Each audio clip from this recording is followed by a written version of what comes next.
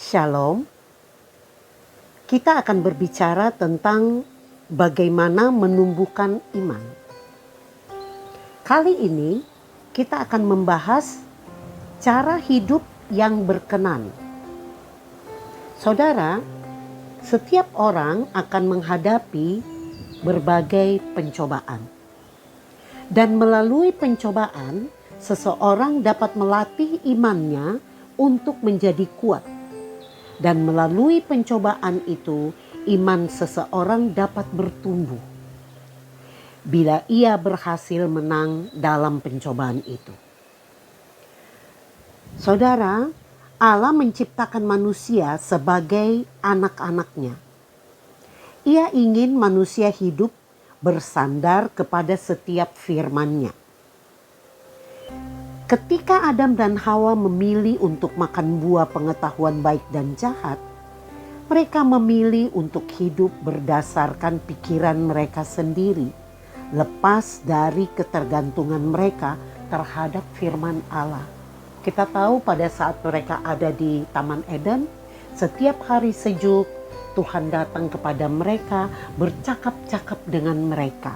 Ya saudara ya, tetapi dengan mereka melakukan dosa dan memakan buah pengetahuan baik dan jahat itu, mereka membuat diri mereka tidak berkenan lagi untuk dapat berbicara kepada Allah.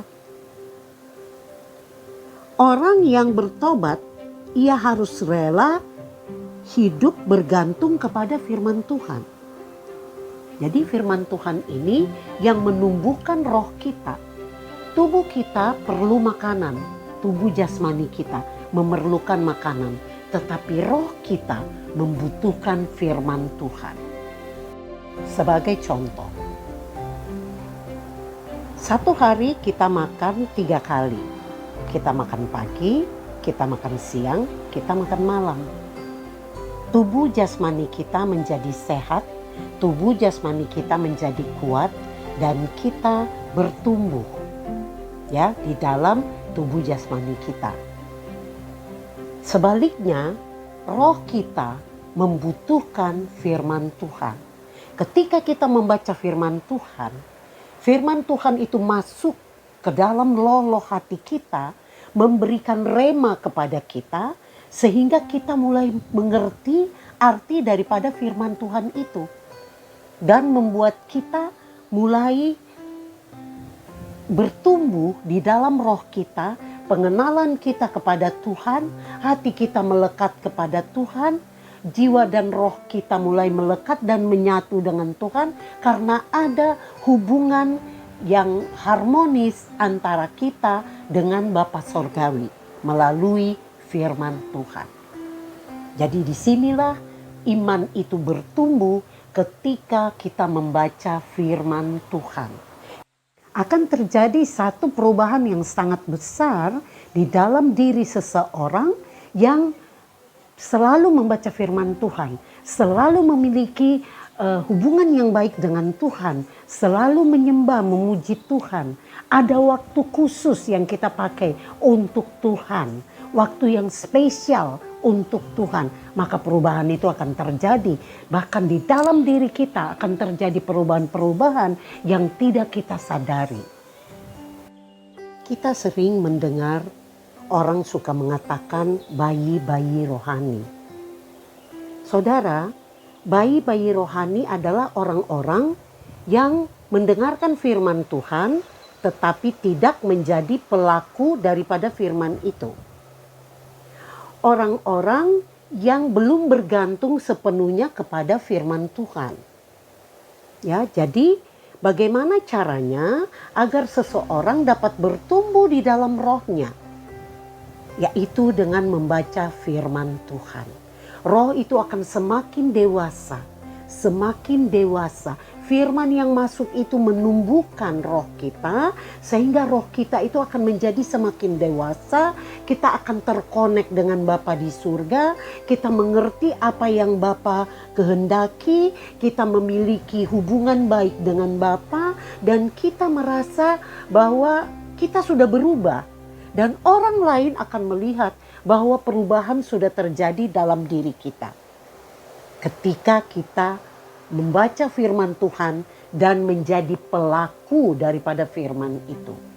Tetapi kalau kita cuma sekedar tahu firman Tuhan, baca juga males ya. Kadang-kadang kalau ingat, ini nggak bisa membuat iman kita bertumbuh. Tetapi orang yang tekun mencari dengan haus dan lapar, ia akan menemukan. Kita lihat ayatnya, Matius 4 ayat 4. Dikatakan demikian, tetapi Yesus menjawab, ada tertulis, manusia hidup bukan dari roti saja, tetapi dari setiap firman yang keluar dari mulut Allah. Saudara, Yesus menjawab iblis bukan dengan kuasanya. Yesus menjawab iblis dengan memakai firman. Karena Yesus katakan ada tertulis.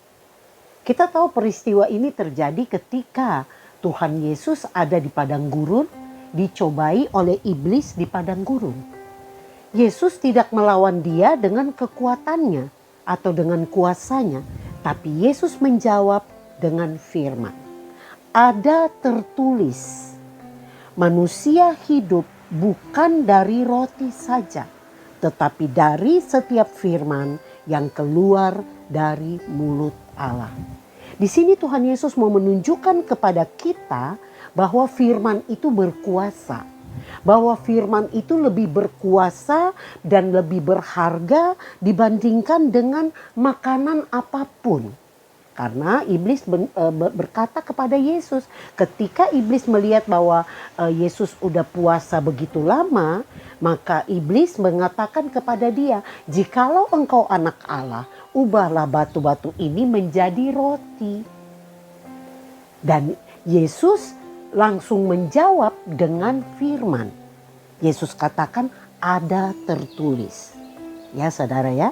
Jadi Yesus menggunakan firman Tuhan untuk melawan iblis. Yesus tidak menggunakan kuasanya, tapi ia berperang sebagai seorang manusia yang bergantung pada firman. Di sini sebenarnya dia sedang memberikan contoh kepada kita bahwa kekuatan firman itu dahsyat karena firman itu adalah perkataan Allah. Ketika kita ucapkan, firman itu berkuasa melakukan apa yang sedang kita ucapkan. Ketika kita sakit, kita katakan oleh bilur-bilurnya Tuhan Yesus kita sudah disembuhkan. Kita katakan itu dengan iman, maka itu terjadi. Jadi karena firman Tuhan juga berkata, demikianlah firmanku yang keluar dari mulutku.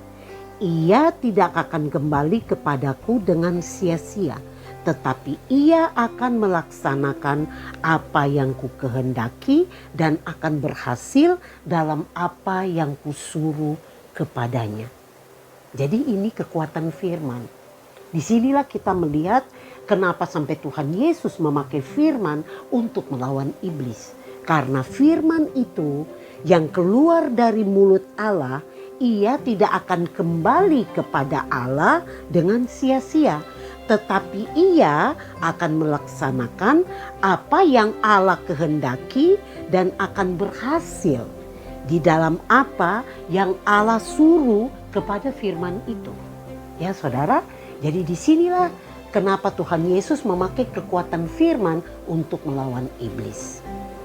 Saudara, Allah ingin kita hidup bergantung atau bersandar kepada setiap perkataannya, yaitu firman-Nya. Karena inilah yang membangkitkan iman percaya kita. Jadi jika kita bertobat, kita harus mau bergantung kepada firman-Nya dan bergantung kepada rema yang akan berbunyi di dalam hati setiap orang yang percaya. Ketika kita membutuhkan sesuatu kekuatan daripada firman Tuhan, maka rema itu akan berbunyi di dalam hati kita. Karena Roh Kudus mengingatkan di dalam hati kita setiap firman yang sudah kita dengarkan. Contoh, jika kita meminta sesuatu kepada Tuhan, jangan pernah kita ragu. Kita minta dengan hati yang percaya bahwa permintaan kita itu didengarkan oleh Tuhan. Jangan sampai kita minta asal-asalan. Terus setelah kita tidak dapat, kita mulai marah kepada Tuhan. Kita mulai kecewa. Itu tidak berguna, saudara. Jangan sampai kita sudah minta tetapi hati kita ragu-ragu. Ya udah saya minta aja. Kalau dikasih syukur, nggak dikasih ya udah nggak apa-apa. Oh ini bukan iman. Ya saudara cuma pengen coba-coba aja. Kita nggak bisa seperti itu. Kalau kita mau minta sesuatu kepada Tuhan, kita harus percaya bahwa Tuhan akan memberikan kepada kita. Dan Tuhan selalu melihat hati. Kalau permintaan kita itu sesuai dengan kebutuhan kita, pasti Tuhan buka jalan. Jadi Tuhan itu Allah yang memperhatikan kehidupan pribadi kita. Sampai hal-hal yang kecil, saudara. Jadi kalau kita beriman kepada Tuhan, kita lakukan atau kita minta dengan sungguh-sungguh. Dan kita percaya, karena firman Tuhan bilang begini, mintalah maka akan diberikan kepadamu. Carilah maka engkau akan mendapat. Ketuklah maka pintu akan dibukakan bagimu. Jadi Tuhan memang menyuruh kita untuk minta. Tapi kalau kita minta tapi nggak ada imannya, ya saudara, nggak ada gunanya.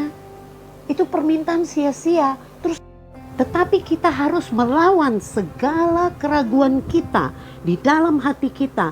Dan kita nyatakan dengan sungguh-sungguh. Kita deklarasikan, siapa bilang saya sakit? Siapa bilang saya kekurangan? Siapa bilang saya tidak ada jalan keluar? Saya percaya dalam nama Tuhan Yesus. Tuhan sudah berikan kesembuhan bagi saya. Tuhan sudah berikan jalan keluar. Kita harus melawan fakta yang terjadi di depan mata kita, bahwa kita belum melihat sesuatu tapi kita tetap percaya. Itu adalah iman.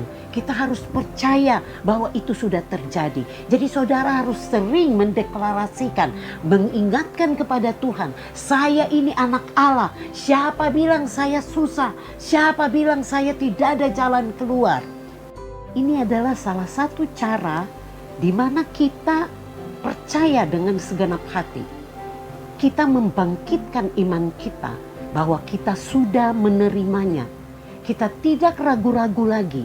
Kita tidak kecewa lagi. Tetapi kita percaya dengan sungguh-sungguh bahwa kita sudah menerimanya. Kita lihat ayat berikutnya. Galatia 2 ayat 19 sampai dengan ayatnya yang ke-20. Dikatakan demikian. Sebab aku telah mati oleh hukum Taurat untuk hukum Taurat, supaya aku hidup untuk Allah. Aku telah disalibkan dengan Kristus, namun aku hidup.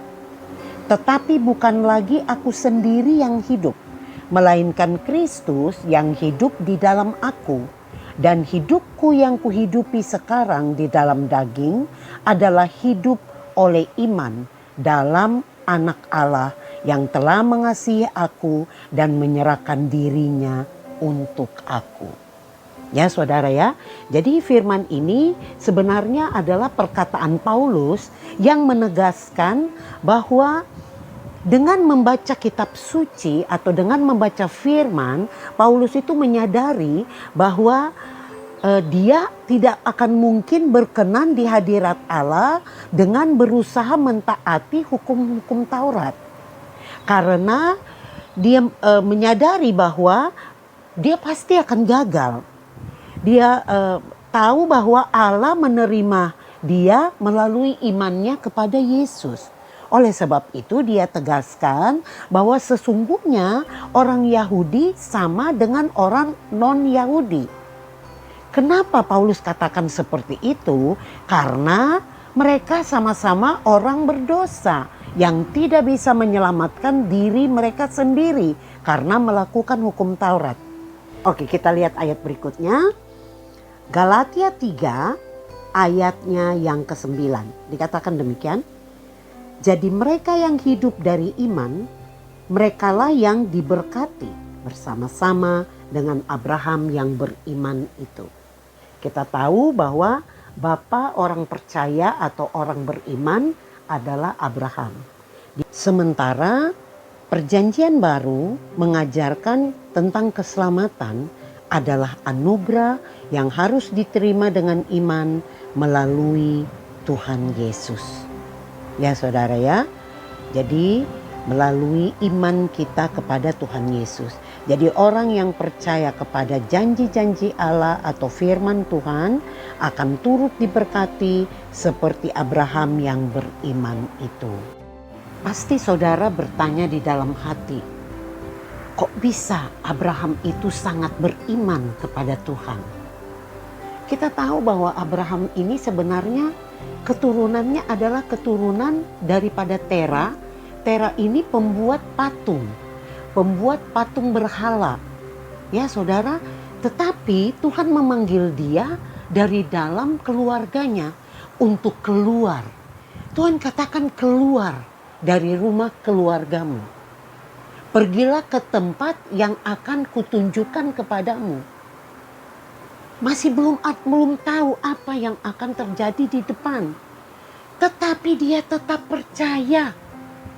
Dia keluar tanpa melihat sesuatu pun. Harus kemana? Tetapi dia ikuti aja apa yang Tuhan katakan.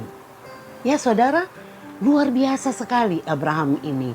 Ini adalah iman seseorang yang tidak pernah goyah. Walaupun belum melihat kenyataan apapun. Ya saudara ya. Jadi disinilah kita melihat bahwa kita bisa mengikuti apa yang dilakukan oleh Abraham. Kalau Abraham bisa, pasti kita juga bisa. Ya saudara ya. Pasti saudara akan berpikir, mana mungkin. Itu kan zaman Abraham masih mendengarkan suara Tuhan. Loh, tidak ada yang mustahil saudara. Tidak ada yang mustahil, apalagi zaman saat ini kita menerima Tuhan Yesus, kita dimeteraikan dengan Roh Kudus, kita memiliki Roh Kudus yang bisa menolong kita untuk memiliki iman seperti Abraham. Ya saudara, tekun, pegang janji firman Tuhan. Bagaimana caranya dapat menumbuhkan iman itu supaya iman itu tetap teguh?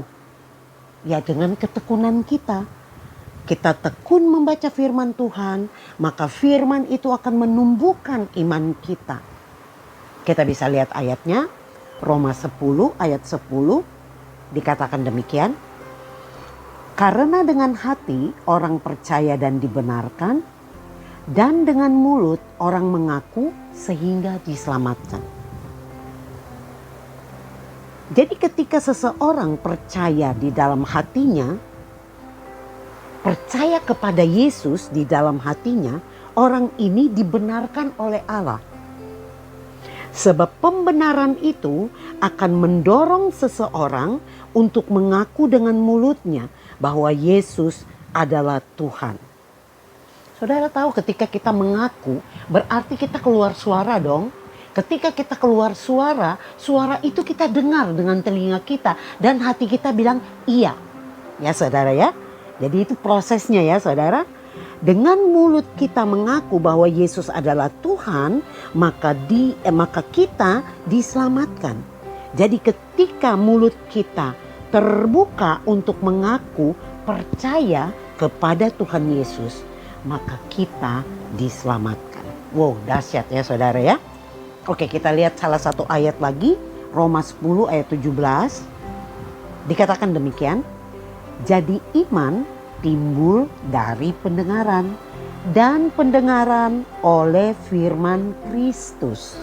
Ya saudara ya, jadi iman seseorang itu dapat bertumbuh ketika ia mendengar firman Tuhan. Itulah sebabnya orang dapat menjadi percaya karena mendengar. Firman itu diucapkan atau dia datang dan mendengarkan. Ada orang yang menyatakan tentang kebenaran itu.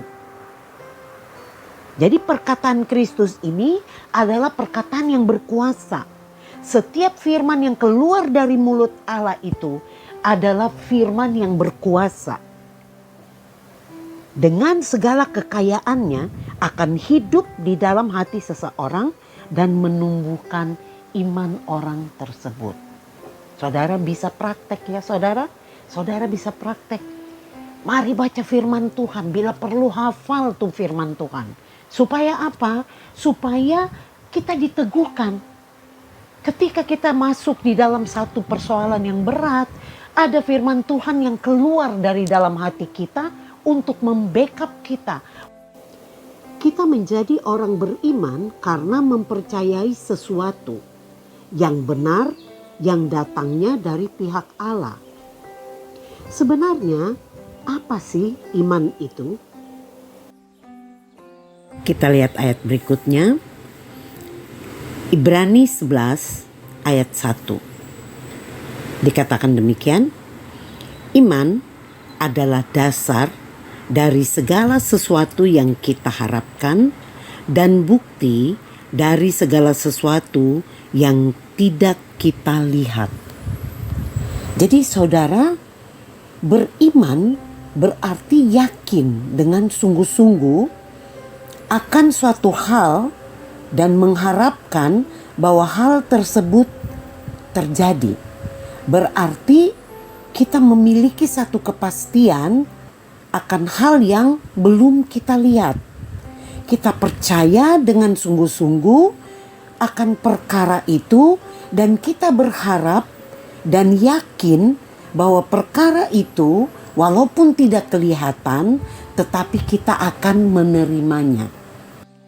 Jadi saudara, iman adalah suatu tanggapan atau respon seseorang akan sesuatu yang diharapkan dapat terjadi. Sebuah ucapan yang sumbernya pasti, yakni firman Tuhan, ya, karena firman Tuhan yang sumbernya pasti, ya, karena itu adalah perkataan Allah sendiri. Jangan pernah percaya sesuatu yang sumbernya tidak jelas. Saudara pasti akan terombang-ambing sendiri. Karena firman Tuhan sebenarnya standar yang dapat kita pakai dan pasti tidak pernah berubah dan dapat diandalkan oleh semua manusia dari segala zaman. Kita bisa lihat ayat berikutnya. Mazmur 119 ayat 105. Bunyinya demikian. Firman-Mu itu pelita bagi kakiku dan terang bagi jalanku. Maksudnya, firman itu seperti lampu yang menerangi langkah setiap orang yang percaya, setiap orang yang beriman, agar mereka tidak tersesat. Mengapa demikian? Karena cara berjalan kita sudah berbeda. Kita berjalan diterangi oleh firman Tuhan. Firman itu membawa kita dalam satu perjalanan yang sesuai dengan rancangan Allah. Firman itu menerangi kita seperti lampu yang menjaga setiap jalan kita sehingga kita tidak tersesat. Ya saudara, jadi memang cara kita berjalan berbeda. Sudah tidak sama seperti cara orang dunia ini. Saudara, pada masa perjanjian lama, Tuhan sudah mengajar kepada umat Israel untuk mereka hidup dengan firman Tuhan juga. Jadi segala sesuatu diatur sesuai perintah-perintah dari Taurat, ya saudara. Hanya sayangnya di zaman itu Tuhan Yesus belum datang dan Roh Kudus belum dicurahkan. Sehingga tidak ada yang menolong mereka seperti kita pada saat ini. Ketika kita membaca firman Tuhan, ada rema yang berbunyi di dalam diri kita atau pengertian yang berbunyi di dalam diri kita yang disampaikan Roh Kudus ya di dalam hati setiap orang. Jadi kita bersyukur ya saudara, karena Roh Kudus sudah dicurahkan sehingga Roh Kudus bisa menguraikan kebenaran firman itu kepada kita. Saudara, setiap orang yang menerima Tuhan Yesus di hatinya wajib untuk membaca Alkitab dengan berurutan. Saudara harus membaca firman Tuhan dari Kejadian sampai dengan kitab Maleaki untuk perjanjian lama. Dan saudara sambung dengan kitab Matius sampai dengan kitab Wahyu. Jadi berurutan sehingga kita mengerti apa sebenarnya yang terjadi yang sudah diceritakan di dalam Alkitab itu. Itu kita lebih paham. Kita lebih paham karena kita tahu alur ceritanya. Ya saudara, karena bila kita mau bertumbuh secara rohani, maka kita harus wajib membaca firman Tuhan itu setiap hari. Jadi setiap hari itu firman Tuhan dibaca berurutan. Entah kita baca 1 pasal ataupun 2 pasal, tetapi kita aktif, lakukan terus menerus. Mungkin saat ini kita tidak mengerti, tapi tetap membaca. Karena firman itu perkataan Allah dan firman itu hidup. Satu waktu saudara akan mengerti, oh maksudnya seperti itu. Itu berarti rema yang Roh Kudus berikan di dalam kita untuk mengerti. Jadi kita beriman berarti kita yakin dengan sungguh-sungguh akan hal-hal yang kita harapkan. Dan kita percaya penuh artinya yakin kepada Allah bahwa apa yang kita harapkan pasti akan kita terima. Biarpun kita belum melihatnya. Ya saudara, jadi kita lihat bagaimana Abraham ya, bagaimana dia penuh kepercayaan kepada Allah ketika dia disuruh pergi keluar dari negerinya, yaitu ke negeri yang Allah janjikan. Walaupun dia belum melihat, dia belum tahu kemana dia harus pergi, ya saudara, tetapi dia tetap melakukannya karena dia beriman kepada Tuhan. Dia berangkat. Makanya di Alkitab dikatakan bahwa Abraham percaya kepada Allah. Dan karena kepercayaan ini ia diterima oleh Allah sebagai orang yang menyenangkan hati Allah. Sehingga Allah menerima dia sebagai orang benar yang melakukan kebenaran. Nah kita pun dapat melakukan seperti apa yang Abraham lakukan. Kita beriman kepada Tuhan tanpa khawatir tentang apapun juga. Kita beriman kepada Tuhan akan segala pemeliharaannya. Demikianlah kebenaran firman Tuhan ini. Tuhan Yesus memberkati kita. Amin.